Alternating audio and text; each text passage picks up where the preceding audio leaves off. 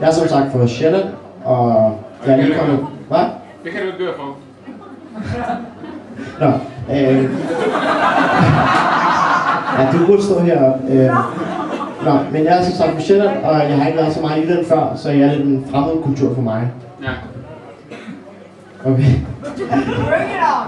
Ja. Jeg skal nok holde min kæft. Tak. Jeg er lidt en fremmed kultur for mig. Så jeg skal lige vide nogle ting om jer. Drikker I alkohol? Ja. Okay. Nej, vi er i Jylland. Nå, jeg skal holde min kæft. Ja.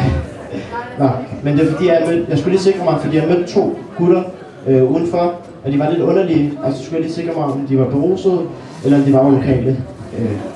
Og det kan jeg så forstå bare dig, at du var en af dem. Så. Godt set.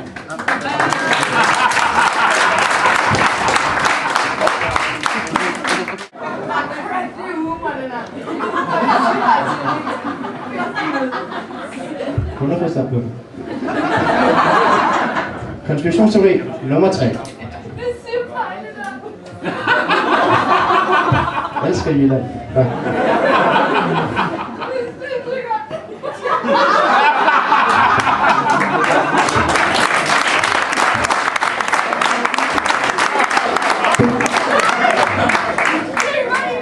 Ja, der er mere. Der er mere på den skuffe.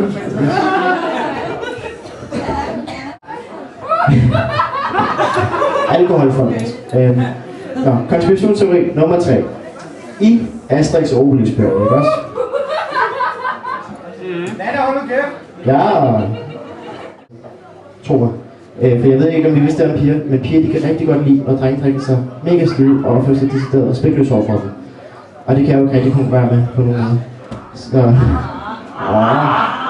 Okay. I har ikke været på Sjælland. Sådan fungerer det der. Jeg kan godt lade sig gøre i Jylland. Igen, super. Nå. Men der er dog nogle piger på Sjælland, der finder det charmerende, fornuftigt, for ikke at sige hot, at jeg ikke drikker alkohol. For som de siger, så går jeg aldrig ud af ubevidst utro, mens jeg er beruset. Og det er fuldkommen rigtigt. Det risikerer de ikke. Jeg er til gengæld bare hele tiden bevidst utro, mens jeg er ædru. Okay. Så når jeg er til fester, så ender det altid at chille med muslimerne. Og det er især praktisk til gymnasiefesterne, fordi jeg går på Hvidovre Gymnasie, og der er pænt mange muslimer. Eller gymnasie, burde måske hedde Hvidovre Asylcenter.